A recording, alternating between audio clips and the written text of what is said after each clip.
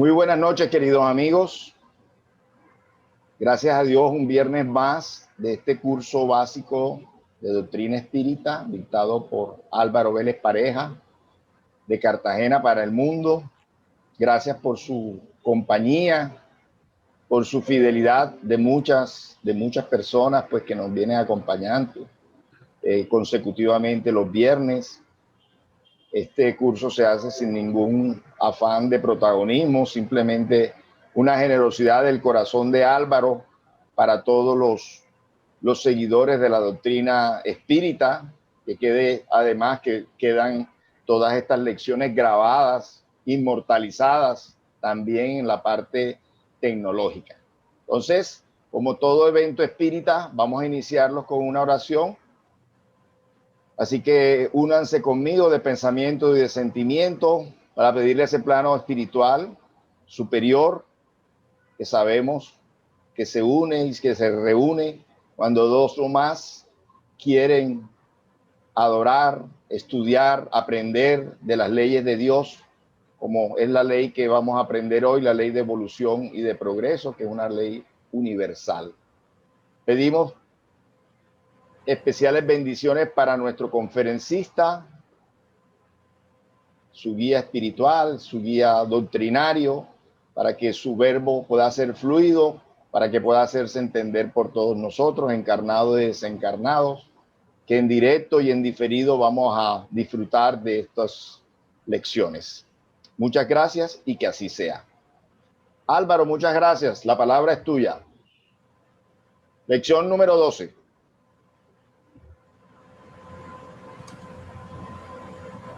Gracias, muy amables de su parte, nuevamente reunidos para continuar con el curso de formación doctrinaria, curso básico de doctrina espírita. Hoy sería la clase número 12. Seguimos avanzando hacia el final del año, haremos un breve receso y después continuaremos en los primeros días del mes de enero del 2021. Recordemos que uno de los fundamentos de la doctrina espírita es la ley de evolución. En el libro de los espíritus aparece como ley del progreso dentro de las leyes morales. Entonces vamos a manejar los dos conceptos, evolución y progreso, porque están íntimamente entrelazados. Con la ayuda de estas imágenes vamos a empezar haciendo un recuento de las distintas teorías de la evolución, porque no es solamente una sola teoría como creemos, y la antigüedad de esta teoría, que aunque la ubicamos más recientemente, más próximas a nosotros en el siglo XIX, vemos que filósofos griegos como Anaximandro, Empédocles, Heráclito, Aristóteles y otros fueron partidarios de la teoría de la evolución, la idea de que las especies vivientes tenían un cierto desenvolvimiento, un cierto desarrollamiento, un cierto progreso hacia estados cada vez más superiores.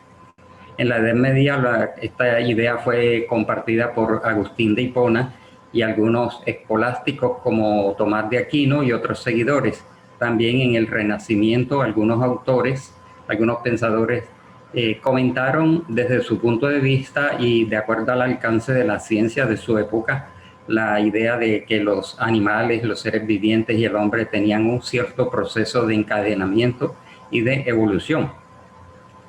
También entre los antiguos pensadores chinos y en el taoísmo aparece en mayor o menor grado el tema de la evolución.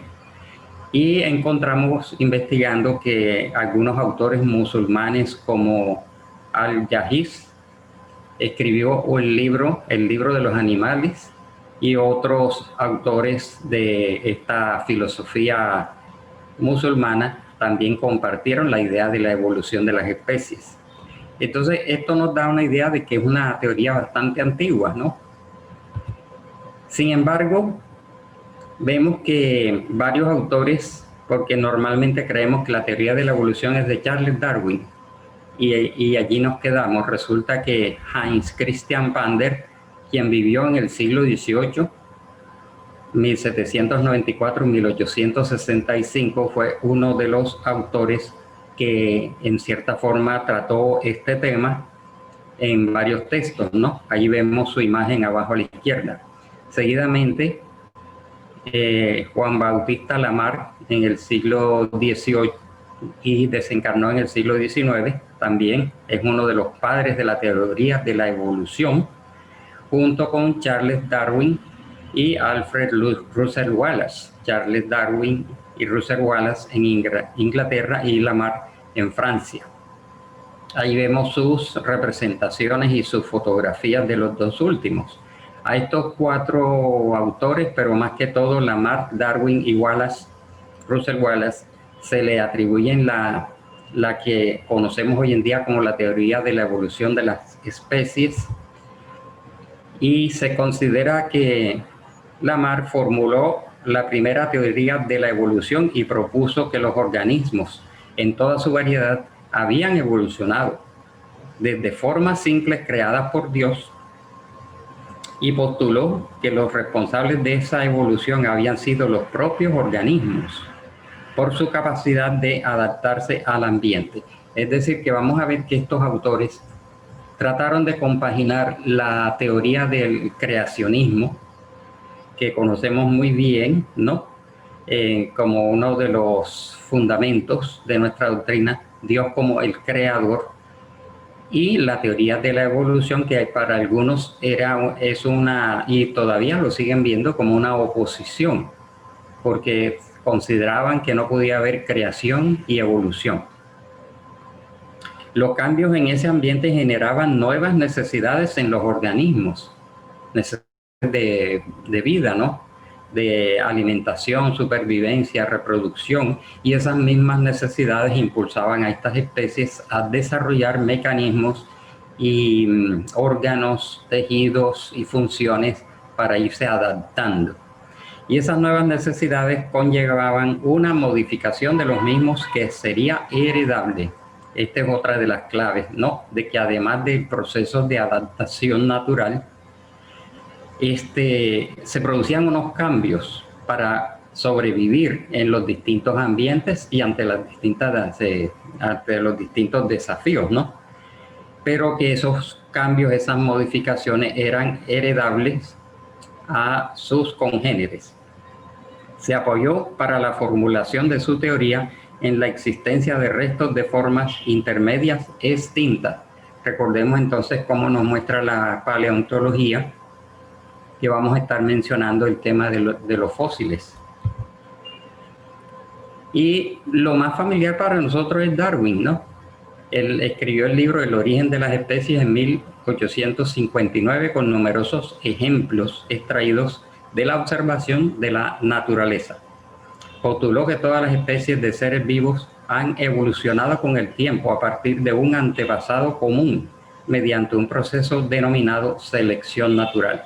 Vemos entonces cómo a lo largo de estos textos van apareciendo conceptos como adaptación, selección, desarrollo, evolución, descendencia. La evolución fue aceptada como un hecho por la comunidad científica y por buena parte del público en vida del propio Darwin. Ahí vemos una fotografía de su primer libro, El origen de las especies, que fue publicado 2 años después del Libro de los Espíritus, que fue en 1857.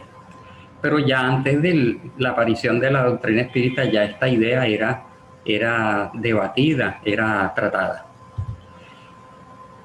Actualmente constituye la base de la síntesis evolutiva moderna. Con sus modificaciones, los descubrimientos científicos de Darwin aún siguen siendo el acta fundacional de la biología como ciencia, puesto que constituyen una explicación lógica que unifica las observaciones sobre la diversidad de la vida. Entonces ahí poco a poco vamos viendo cómo se fue desenvolviendo esta historia, ¿no? Las ideas claves de la teoría de la evolución se refieren a los antepasados comunes, transmutación de las especies, selección natural, descendencia, características hereditarias, adaptación, recombinación genética, mutación y transformación, y el concepto finalmente es el de evolución. Allí vemos representado uno de los temas que estudió Charles Darwin, de las aves que, siendo de la misma especie pero viviendo en distintas islas y continentes, adaptaban su pico a las necesidades y a las frutas y al alimento de esa población o de ese territorio en donde convivían. Entonces, estos son adaptaciones. La teoría de la evolución plantea el hecho de que hay antepasados comunes y que hay varios troncos, son múltiples antepasados comunes que se van diversificando y van dando origen a otros seres vivientes, a otras especies cada vez más evolucionadas. Entonces, el ancestro común se puede aplicar tanto desde el punto de vista de la evolución de las especies, como nos enseña la ciencia biológica, en el sentido de que los primeros seres vivientes en la Tierra fueron seres unicelulares, las famosas algas azules. Algunos postulan que surgieron en las profundidades de los océanos por combinación de energías y de elementos que ya existían, ¿no? Elementos de la química orgánica. Y ese ancestro común unicelular fue dando origen poco a poco a seres multi o pluricelulares que fueron tomando distintas ramas, distintos rumbos, y cada una de esas ramas iba teniendo su propio ancestro común sin que fuera una descendencia directa, ¿no? Por ejemplo, no podríamos decir que la mariposa fue derivada directamente de una alga o de un pólipo, por ejemplo, ni que el pez fuera descendiente también directamente, sino que hay pasos graduales, como explica Allan Kardec en el libro de los espíritus y en la Génesis. Entonces ponemos un ejemplo del ancestro común. Vemos allí abajo unos mamíferos muy primitivos, pero que por adaptación, por combinación, por herencia, por adaptación se van diversificando y van desarrollando poco a poco otros órganos, otros tejidos, otras facultades y otras capacidades, hasta que finalmente vemos en la parte superior representados a los elefantes, a los mamuts, a los mastodontes y otras variaciones. Entonces, esta lámina la mostramos porque nos da una idea de que, habiendo un ancestro común, esta rama que vemos aquí es apenas una de centenares de ramas que la biología le ha hecho un seguimiento y ahora que tenemos el mapa genético, los mapas genéticos que se han elaborado pueden permitir corroborar todas estas teorías que son paulatinas y son graduales, aunque no se sepa todo completamente, ya que, como se dice, existen los eslabones perdidos. No hay un solo eslabón perdido, son numerosos eslabones perdidos entre una especie y otra, porque no se conservaron los fósiles por distintas razones. Entonces, la ciencia biológica hoy en día y la antropología han elaborado unos mapas muy completos en base a estos seguimientos genéticos que nos explican cómo desde ese ser unicelular poco a poco se van delineando como unas ramas. De un tronco común, el tronco se diversifica y de las partes inferiores se van derivando otros troncos comunes, otros ancestros comunes que terminan en especies muy diversas, por ejemplo, la diferencia entre un caballo y el hombre. Pero sin embargo, vemos las similitudes de las ramas más próximas de cada una de esas especies. Entonces, normalmente decimos, la teoría de Darwin dice que el hombre desciende del mono. Sucede con este autor lo mismo que sucedió, por ejemplo, con Nietzsche, que Nietzsche fue el que dijo Dios ha muerto, pero no hemos leído el texto. Cuando leemos el texto en donde está la frase de Nietzsche, Dios ha muerto, hay una serie de razonamientos que llevan y conducen a esa frase, a esa expresión final, ¿no? por cómo lo hemos asesinado, por qué hemos sido capaces de hacerlo, a qué Dios se estaba refiriendo a él. Indudablemente no se estaba refiriendo al Dios creador, sino a la creación y a la ideación que el hombre a través de la historia ha hecho de un ser supremo, declarándole la muerte a ese Dios hecho por el hombre en base a sus propios intereses y situaciones. Entonces, cuando decimos, la teoría de Darwin dice que el hombre desciende del mono y que hay un eslabón perdido, resulta que, como ya sabemos a la paleontología y la arqueología, vemos que es toda una cadena de eslabones, algunos de los cuales han dejado sus fósiles y otros no han dejado fósiles. Allí vemos, por ejemplo, esta representación que la volteamos así y vemos los distintos nombres que la ciencia ha clasificado de los antepasados del hombre, y hay una distancia entre el mono y el hombre. No es una descendencia directa, no es que el hombre nació del mono, sino que fue dando orígenes a otros ancestros comunes, y hay un tipo de antropóides que se consideran como un ancestro común, de donde se derivan varias ramas que van diversificándose hasta llegar al Homo erectus, por ejemplo, al Solomán, Rhodesian man, al hombre de Neandertal, al Cro-Magnon, y finalmente al hombre moderno, el Homo sapiens. Como podemos ver allí, es toda una cadena que también, por supuesto, está incompleta, porque consultando en internet vemos muchas representaciones, muchas elaboraciones en donde vemos poco a poco cómo estos fósiles fueron dando margen a que se pudiera encontrar las etapas intermedias y algunos eslabones que faltan en esta cadena. Entonces, cuando nos referimos a Darwin, estamos dejando de lado muchos otros conceptos. Por ejemplo, retrocedemos aquí al tema de los antepasados comunes, la transmutación, la selección natural, la descendencia, las características, la adaptación, la recombinación genética, mutación, transformación y evolución.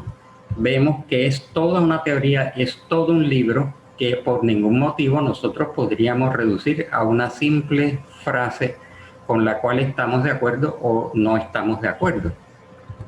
Entonces vemos aquí cómo también se han encontrado los respectivos cráneos para armar toda esta línea evolutiva, ¿no?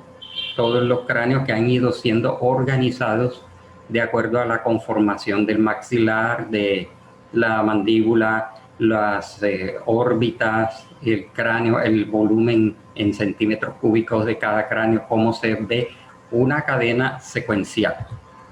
Y la famosa imagen que aparecen allí con sus respectivas representaciones del Australopithecus, el Homo habilis, Homo erectus, Homo sapiens y Homo sapiens sapiens, del cual derivamos nosotros. Allí no vemos un mono, porque el mono está mucho más atrás, pero más lejos de esta imagen que está reducida a 5 representaciones que hizo un dibujante en base a los descubrimientos que se han hecho desde el punto de vista de los fósiles. Esto lo enlazamos con la ley del progreso que aparece en el libro de los espíritus, cuando Kardec, en el libro tercero de las leyes morales, desde el ítem 776 a 802 que debemos repasar, toca varios subtemas como el estado natural, la marcha del progreso, los pueblos degenerados, la civilización, el progreso de la legislación humana e influencia del espiritismo en el progreso. ¿Son una misma cosa el estado natural y la ley natural?, preguntó Kardec al mundo espiritual. Le respondieron: no, el estado natural es el estado primitivo. La civilización es incompatible con el estado natural, al paso que la ley natural contribuye al progreso de la humanidad. Es decir, que como ya sabemos, las leyes divinas se dividen en leyes que rigen el mundo físico y leyes que rigen el mundo moral, las leyes físicas y las leyes morales. Las leyes físicas las estudia la ciencia. Las leyes morales están estudiadas dentro de la doctrina espírita y otras doctrinas de carácter espiritualista. La ley natural, por el contrario, rige a la humanidad entera. Esa es la ley de la naturaleza que rige todos estos procesos. Y el hombre se mejora a medida que la comprende y practica mejor. Ya vemos ahí entonces que Kardec ahí va colocando el sentido moral enmarcado dentro de esta ley natural. ¿Puede el hombre retroceder al estado natural? Le dijeron no. El hombre debe progresar incesantemente y no puede volver al estado de infancia. Y esto es natural que sea así. No se ha visto que haya una involución, como algunas doctrinas espiritualistas consideran que hay una involución. Si progresa es porque Dios así lo quiere, y creer que pueda retrogradar hacia su condición primitiva sería negar la ley del progreso. Sucede que espíritus que ya vivían en ciertos mundos, por ejemplo, un mundo de regeneración, pero su conducta, sus actuaciones, sus ideas estaban contraviniendo el estado de esos mundos un poco más desarrollados que el nuestro, eran elementos que, aunque muy desarrollados inteligentemente, en el sentido intelectivo, todavía les faltaba como la condición moral. Y para no perturbar la marcha de esos mundos de regeneración, fueron transferidos a un mundo de expiación y prueba como en el nuestro, ¿no? Entonces, esos seres no han evolucionado, empiezan a reencarnar en razas más elementales que ellos, menos progresadas, pero el espíritu siguió conservando lo que había adquirido ya en el proceso anterior, y son remitidos a los mundos de expiación y prueba para impulsar el progreso debido al conocimiento que ya traen y a un desarrollo moral imperfecto. Entonces allí no hay involución, hay un cambio de posición relativa temporal, porque una vez estos individuos, por ejemplo aquí en la Tierra, una vez alcancen el nivel que les permita estar en un mundo superior, pueden ser retornados a esos mundos. Entonces siempre existe la evolución, el estado de progreso continuo, gradual, muchas veces demasiado lento, ¿no? Pero puede haber un cierto estancamiento temporal hasta allí. La marcha del progreso. Dice en el ítem 779, ¿el hombre toma en sí mismo la fuerza progresiva o es el progreso producto de una enseñanza? Le respondieron, el hombre se desarrolla naturalmente a sí mismo, pero no todos progresan al mismo tiempo y de la misma manera. Entonces es cuando los más ayudan al progreso de los otros por medio del contacto social. En la lámina anterior vemos que esto nos hace recordar el famoso tema de los exiliados de Capela, aunque no son los únicos exiliados que pudieran estar en la tierra, porque los exiliados de Capela corresponden a un ejemplo de algo que sucede muy diversamente, es decir, pueden existir en la tierra muchos seres, muchos espíritus que vienen de otros mundos exiliados y otros vienen en calidad de misioneros. Y el tema del progreso intelectual y moral. El progreso moral sigue siempre al intelectual, es su consecuencia, pero no siempre le sigue inmediatamente. Ahí nuevamente nos remitimos a la humanidad actual, a nuestro planeta que se encuentra en un proceso de transición planetaria. Pero más que el planeta es la propia humanidad la que se encuentra en transición de un estado de imperfección a otro estado de mejoramiento, pero a partir del esfuerzo de cada uno de nosotros. Por eso el hombre es artífice de su propio camino y de su propio impulso. Lo que se entiende de todo esto es que el espíritu lleva en sí la semilla del progreso, la semilla, el germen de algo que lo impulsa hacia estados superiores de bienestar, de felicidad, de conocimiento, de sabiduría y de perfeccionamiento. ¿Cómo puede conducir el progreso intelectual al moral?, preguntó Kardec. Porque vemos que muchos seres pueden tener mucha capacidad intelectual, sin embargo, su desarrollo moral puede estar rezagado, haciendo resaltar la diferencia entre el bien y el mal. Es decir, que el conocimiento intelectivo poco a poco nos lleva a demostrar y a conocer en carne propia, se puede decir, la diferencia entre el bien y el mal. Y como el mal es ausencia del bien, indudablemente que produce en el ser dolor y sufrimiento, hasta que llega un momento en que el espíritu se cansa de sufrir y decide enderezar sus pasos, porque aprendemos a elegir.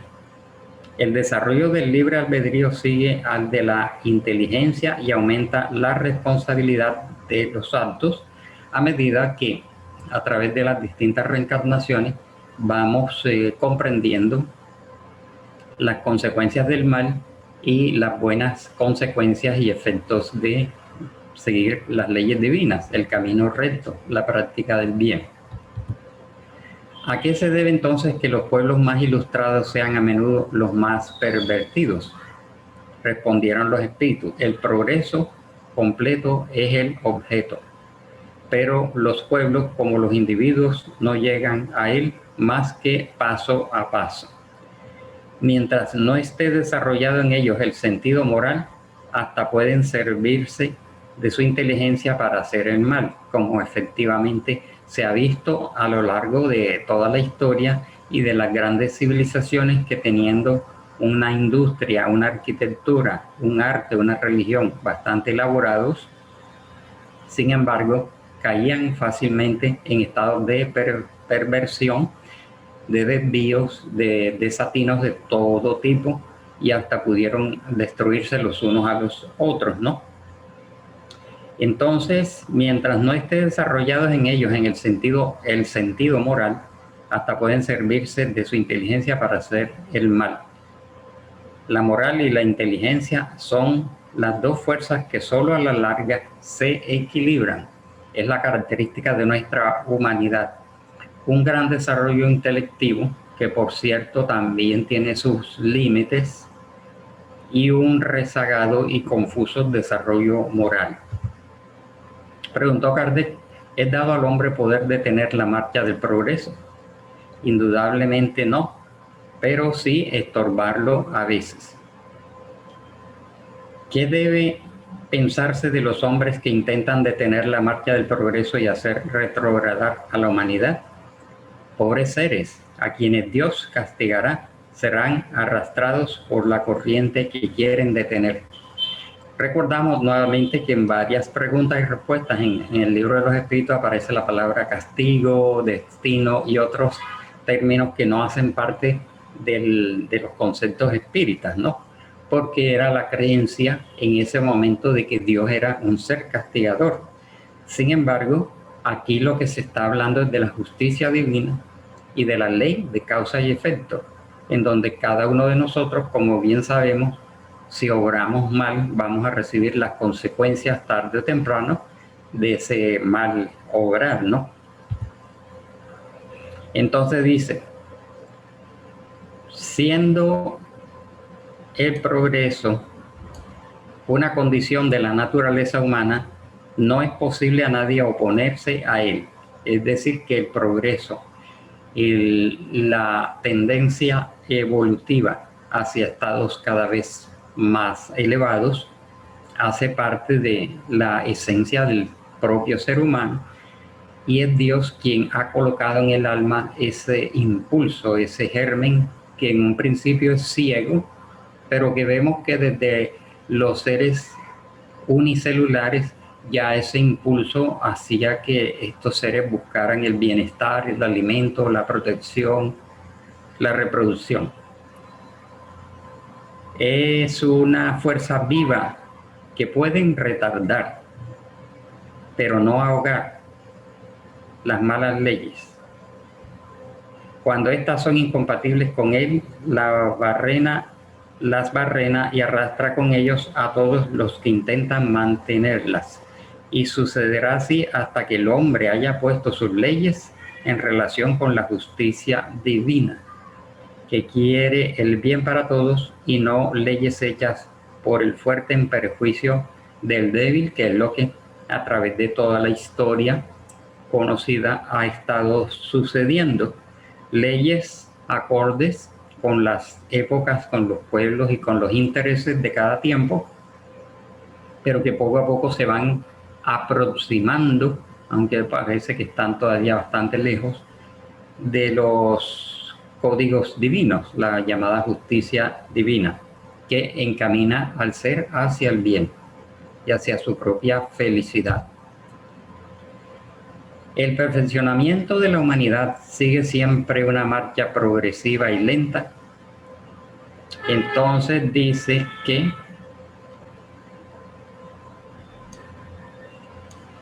existe el progreso regular y lento, pero cuando un pueblo no avanza bastante a prisa, Dios le suscita de vez en cuando una sacudida física o moral que lo transforma.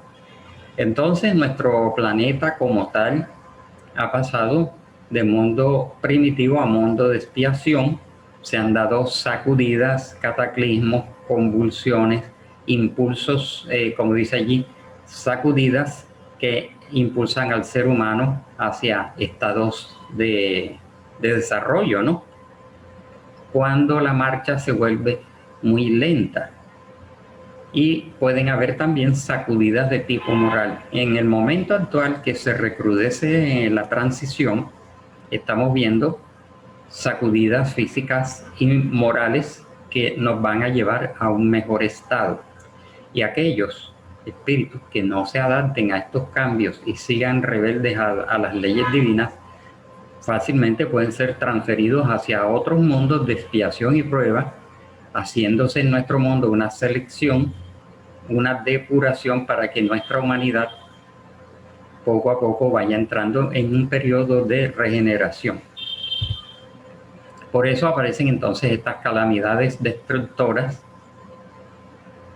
señaladas y tratadas por Kardec entre los ítems 737 a 741 en el libro de los Espíritus. ¿Con qué objeto castiga Dios a la humanidad con calamidades destructoras?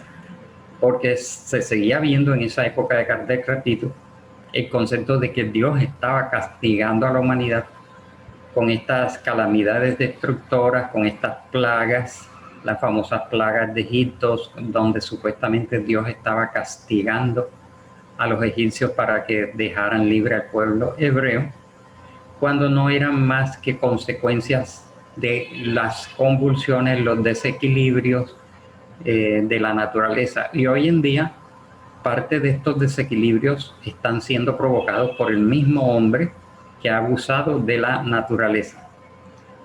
¿Con qué objeto? Para que progrese más rápido. La destrucción es necesaria para la regeneración moral de los espíritus, porque aunque haya destrucción de cuerpos, dolor y sufrimiento, esto impulsa a los espíritus a reconsiderar sus pasos, su camino, su estado, y es cuando decidimos seguir por el sendero del bien, ¿no? Entonces, estas preguntas también están enmarcadas dentro de la otra ley moral, que es la ley de destrucción, porque hemos pasado así, hemos tratado hoy conjuradamente, las leyes morales están todas integradas, están todas relacionadas, ¿no? La ley de reproducción, la ley de sociedad, la ley del progreso, la ley del trabajo, todas hacen parte de una única ley universal plasmada por Dios en el universo físico y en el universo, el mundo espiritual. Tales trastornos son a menudo necesarios para acelerar el advenimiento de un orden de cosas mejor, trayendo en unos pocos años lo que hubiera demandado muchos siglos para producirse. libro de los espíritus. Ahí hemos estado viendo algunas láminas representativas de cada uno de los puntos que se van tratando en esta oportunidad. Entonces, ¿no podría Dios valerse?, preguntó Kardec, ¿no?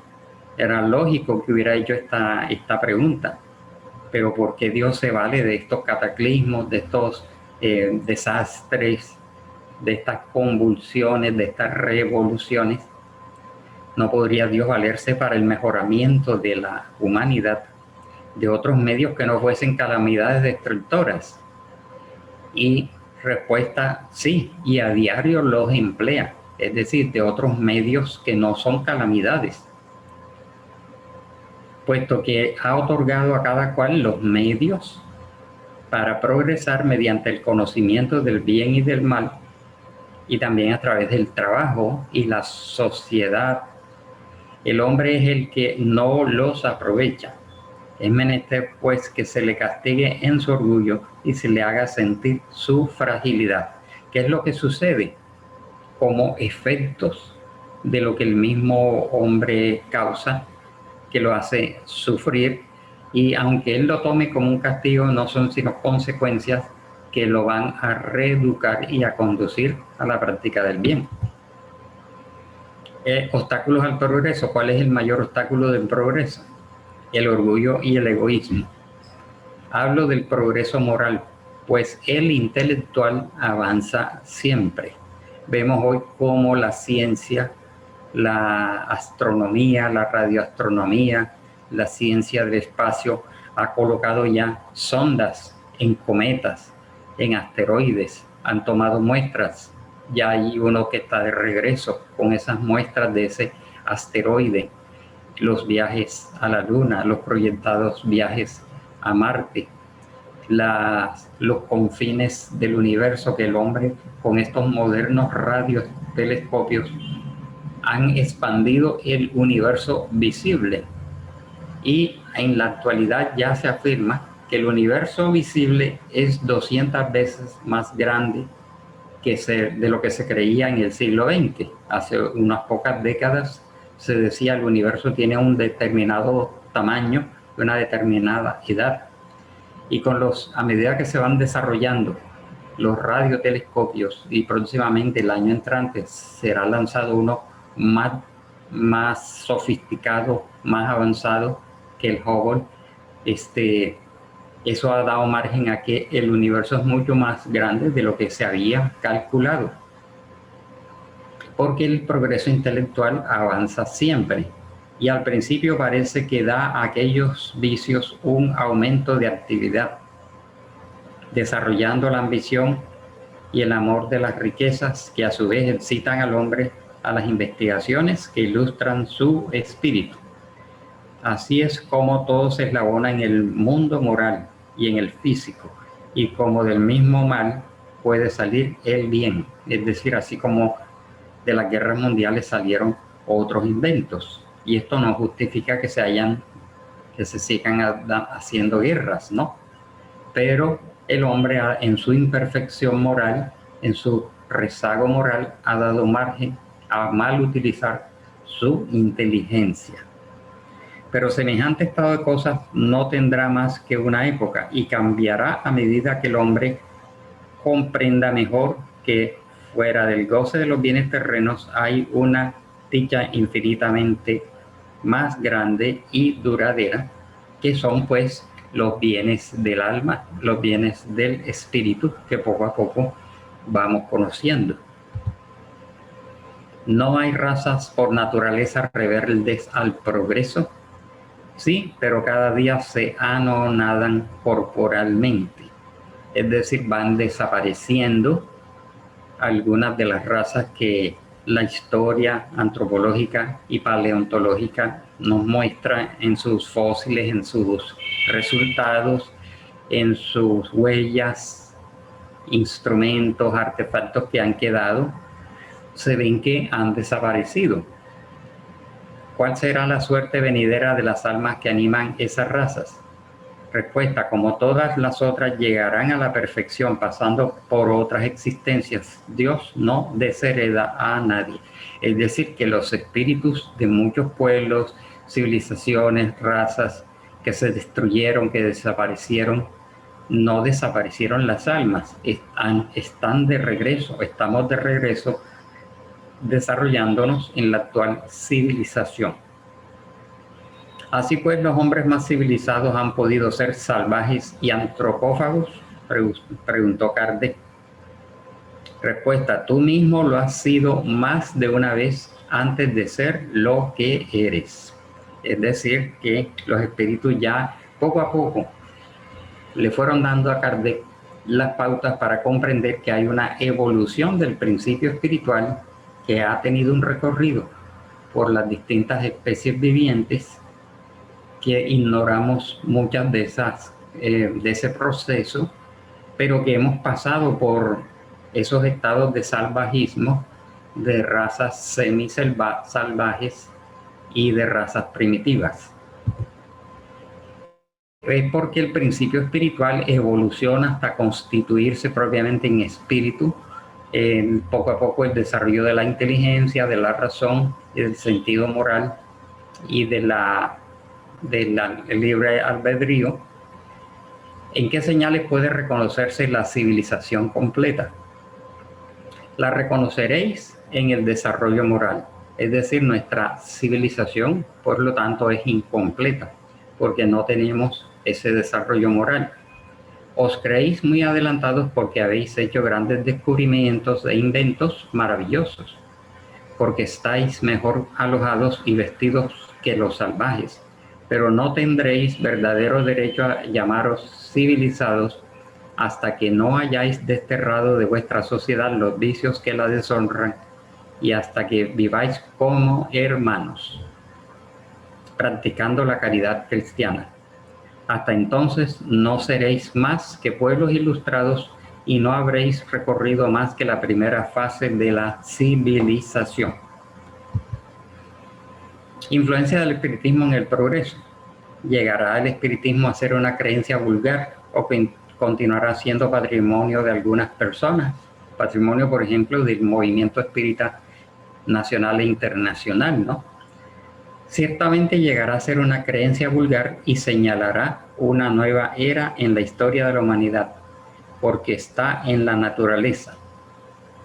Kardec en varias ocasiones, en virtud de lo que los espíritus le habían dicho, manifestó esta frase o esta idea de que el espiritismo estaba en la naturaleza, pero no como doctrina, sino que el tema de Dios, del alma, del espíritu, ¿no? La reencarnación, la evolución, la comunicabilidad, la fraternidad universal, la ley de amor, la pluralidad de mundos habitados, la mediunidad, etcétera, hacen parte de la naturaleza y a su vez hacen parte de la doctrina espírita.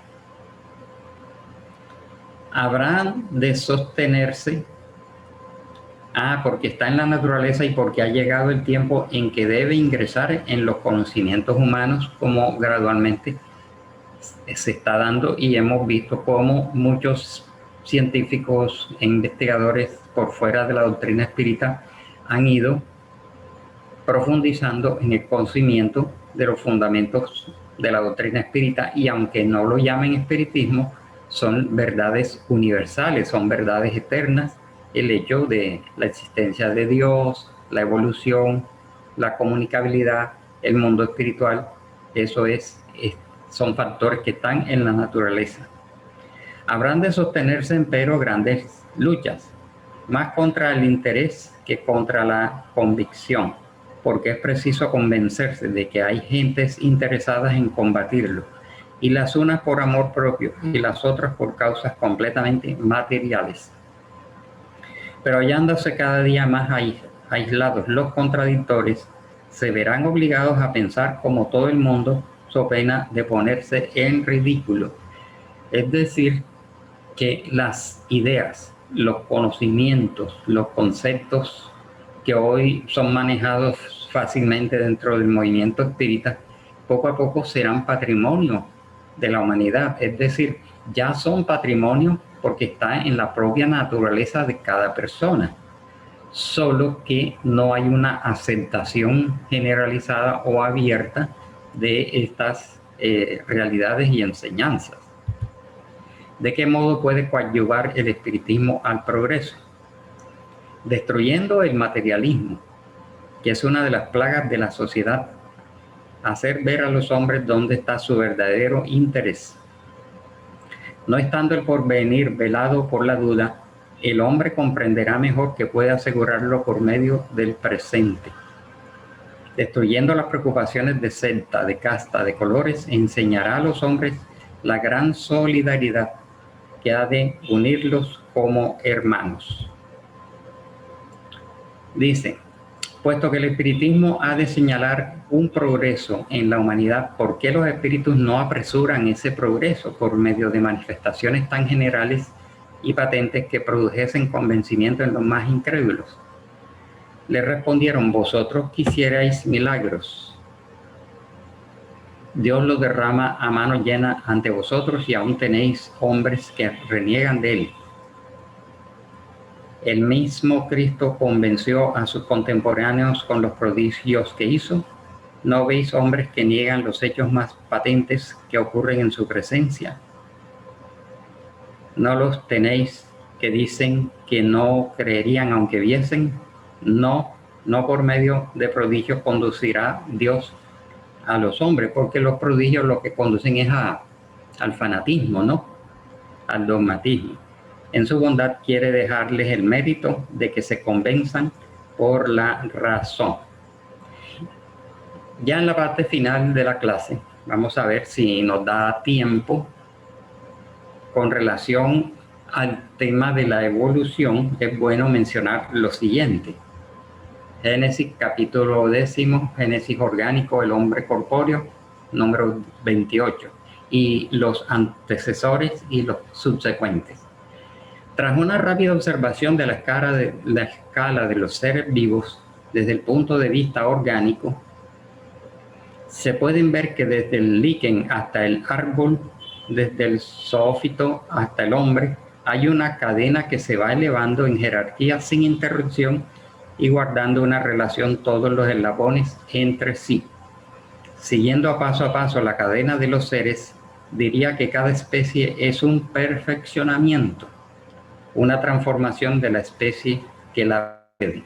Esto es para enlazar cómo dentro de la doctrina espírita Kardec también fue partidario de la teoría de la evolución, no solo como hombre culto, como hombre de ciencia, como investigador, como pedagogo y escritor, sino también tomando las enseñanzas que los espíritus fueron dejando a lo largo de sus obras.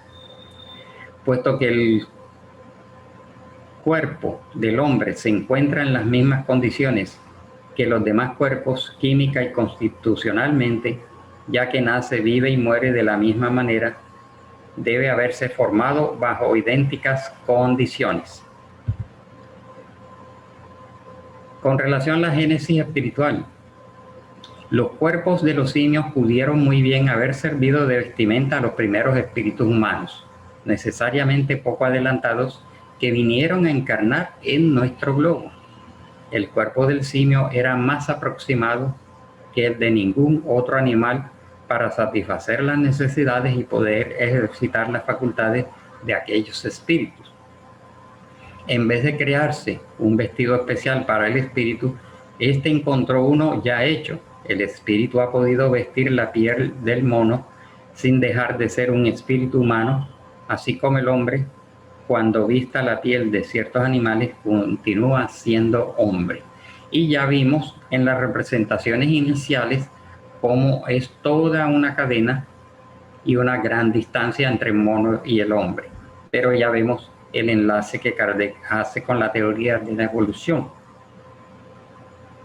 Por supuesto que este desarrollo corresponde a una hipótesis, de ninguna manera pretendo, bueno, ahí se interrumpe la frase, pero Kardec destaca que era una hipótesis que ya era conocida en su época, ya comentada con los autores que vimos anteriormente, y enlazada con la génesis espiritual. De esta manera concluimos el tema de hoy y disponemos algún tiempo para algunas preguntas. Se puede considerar que en cierta forma el tema todavía tiene bastante material para que veamos cómo en el libro de los espíritus y en la Génesis, e incluso en el Evangelio según el Espiritismo, que siempre lo vemos como el libro moral, es un libro científico en cuanto a la evolución del alma, la progresión de los mundos. Vemos que está esparcido a lo largo de toda la codificación la teoría de la evolución de las especies aunada a la evolución del espíritu. Bueno, están los micrófonos abiertos para una o dos preguntas, ¿verdad, Álvaro? Tenemos 8 minutos. Así es. No sé quién quiera preguntar. ¿Me permite, Abel? Abel, ¿me permite? Por supuesto, José Oliver, de Santa Marta. Sí, Álvaro, para todos buenas noches. Es que tú hablaste al principio de Alfred Russel Wallace, pero no dijiste nada acerca de él. Me quedó la duda si él era coautor con Charles Darwin del libro de las especies. Esa es una pregunta para una clarificación. Pues. Y con relación a la otra que me llama la atención es que hablaste de los mundos de transición y Manuel Filomeno Miranda nos dice en mundos de transición que viene una época, pero ¿cuánto tiempo llevamos? Cuando Kardec escribió el libro de los espíritus, teníamos en el año 1857, ya llevamos 163 años, ¿sí? Algunos meses, ¿y cuánto falta? Es decir, yo sé que el espiritismo no cree en numerología, pero ¿qué posibilidad hay si estamos en la primera fase de la civilización, que no pasamos de ser solamente como pueblos ilustrados, realmente cuánto nos falta?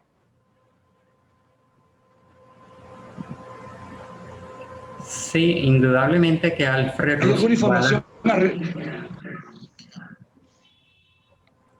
Russel Wallace, como ya sabemos, también estuvo muy cercano a las ideas espíritas y al espiritualismo moderno. Fue uno de los investigadores incluso del campo de la mediunidad y es partícipe junto con Lamarck y Darwin de la teoría de la evolución de las especies. Pero ya vimos que de la antigua Grecia y la antigua Roma y los pueblos musulmanes, algunos pensadores, la China, también en la Edad Media, en el Renacimiento, ya estaban desarrollándose esta teoría.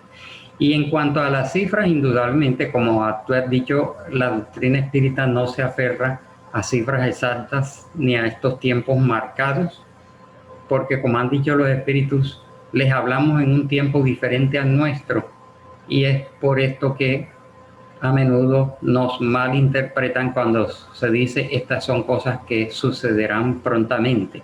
Y tampoco se puede, ni siquiera los espíritus superiores han señalado, digamos, fechas exactas del periodo de transición, ¿no? Cuánto dura o debe durar un periodo de transición, si 100 años, 200 años, porque también hay que tener en cuenta la libertad, el libre albedrío y el libertinaje del ser humano, que puede adelantar, precipitar cosas y acontecimientos o los puede retrasar temporalmente. Entonces, el periodo de transición lo estamos viviendo, se ha recrudecido. Se dice que para algunos la transición empezó con la aparición, con la venida al mundo de Jesús de Nazaret. He visto algunos textos, algunos comentaristas espíritas que dicen que la transición planetaria empezó cuando Jesús llega a la tierra a enseñar la ley de amor. Otros dicen que no, que la transición empieza con Kardec. Hay diversidad de criterios, pero lo importante es que nos quedemos con la idea, con la enseñanza, ¿no? que aunque no importan exactamente las fechas y los periodos, y ha habido unos que se han atrevido a pronosticar que desde el año 2020, 2030, ya seremos mundo de regeneración.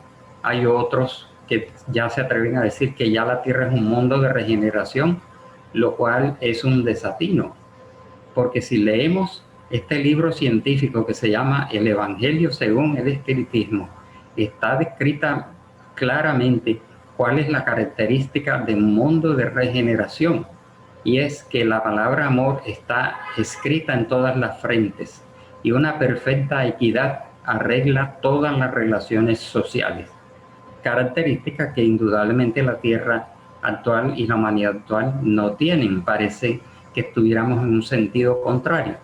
Entonces, la transición planetaria va marchando, pero lo importante es que nosotros ya, en lugar de estar con la expectativa de que en qué año termina la transición y en qué año ya somos mundo de regeneración, vayamos trabajando nuestra propia transición interior, espiritual y moral, para poco a poco encontrarnos en las condiciones del mundo de regeneración, para estar acorde. Entonces, no vamos a encontrar fechas, no vamos a encontrar periodos. ¿Qué tenemos en nuestras manos? Nuestra propia transición y nuestra propia regeneración, para cuando eso se dé, que el planeta ya se convierte en mundo de regeneración, estemos sintonizados con esas condiciones. Listo, Álvaro, gracias. Tú siempre, tus palabras. Gracias. Listo, no hay problema. Buenas noches. Buenas noches. Álvaro, ¿cómo estás? Bien, gracias. Saludos a todos. Gracias. Tengo muchísimas preguntas, pero voy a seleccionar dos, si te es posible contestarlas, ¿verdad? O sea, y son las dos más importantes. Tenía 7, pero obviamente no da la noche para eso. Pero tengo dos. Mencionaba, bueno, ya he escuchado varias veces mencionar acerca de los mundos superiores. Quisiera saber qué son, de una manera muy corta, para no profundizar mucho, y si hay evidencias físicas de su existencia.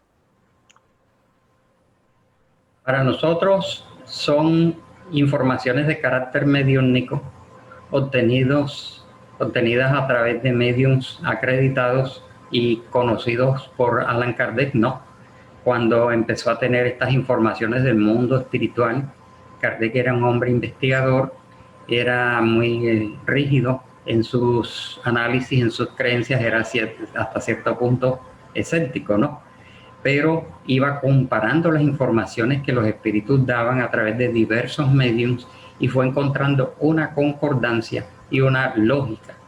Es decir, que además de la concordancia entre la información de distintos espíritus a través de distintos mediums, había un sentido lógico al respecto de esto. Indudablemente, ni el espiritismo ni la ciencia actual pueden presentar una prueba fehaciente de la existencia de otros mundos habitados. La ciencia está caminando, pero que podamos decir, esta es la prueba, no. Tenemos una fe razonada en lo que los espíritus informaron. Y te remito al Evangelio según el Espiritismo y a toda la codificación en donde describen ampliamente esta vida en otros mundos superiores. Y hay otras creencias también en donde también hacen estas descripciones. Y pues los rastros, los ufólogos que se dedican a esto, y hay centenares de libros en donde presentan supuestamente unas pruebas de las presencias de extraterrestres en la humanidad a través de la historia y los avistamientos y manifestaciones actuales. Y la segunda es con respecto a lo que mencionabas acerca de que el progreso intelectual estaba ligado al progreso moral, ¿cierto? De alguna manera. O uno empujaba al otro, ¿verdad? Pero con respecto a eso, obviamente la cuestión moral está íntimamente ligado al conocimiento del bien y del mal y la decisión que puede tomar una persona de hacer el bien o hacer el mal consistentemente, ¿cierto? Pero la pregunta mía va ligada al hecho de las culturas, porque dependiendo de las culturas, en algunas culturas una cosa está bien vista como consistentemente, moralmente correcto, y en otras es totalmente opuesto. ¿Cuál es el punto de vista del espiritismo con respecto a las diferentes culturas que pueden ver el conocimiento de algo que está bien o que está mal? Sí, como vimos, el progreso intelectivo va a conducir gradualmente hacia el progreso moral en la medida en que el hombre vaya comprendiendo los efectos del bien y los efectos positivos del bien y los efectos dolorosos del mal. Indudablemente que el hombre en la tierra, en un sentido moral, tiene mucha diversidad de criterios. Hay muchos códigos morales que, como bien has mencionado, son diferentes. No hay una igualdad, pero la doctrina espírita y los espíritus presentan un parámetro que no admite, digamos, variaciones en el concepto, que es la ley de amor, justicia y caridad. Y dice que la norma para juzgar la conducta propia y la conducta ajena es el amor y la caridad, la práctica del bien, que son universales. Entonces hay pueblos que consideran que una cosa está correcta y otra está incorrecta, pero hay que preguntarle a los que sufren esos efectos si les gusta lo que están padeciendo, ¿no? La regla de oro, hacer a los demás lo que deseamos para nosotros y no hacer a los demás lo que no deseamos que nos hagan. Entonces, hay un parámetro que sería aplicable. Sin embargo, los pueblos están distantes de aceptar ese único parámetro. Bueno, Ok, yo listo. como Gracias. responsable del curso les pido una excusa. Álvaro tiene un tiempo para concluir, así que disculpen, tendríamos que terminar ya, hacer la oración, así que de todas formas dejen las preguntas para la próxima semana, ¿verdad, Álvaro? Así es. Al Claro. principio él se la resuelve, por favor, entonces ténganla ya anotada y te pedimos como siempre, Álvaro, que finalice nuestra reunión con una elevación de pensamiento, con una oración. Muchas gracias a todos. Gracias, sí, apunten las preguntas, pueden enviarlas por escrito.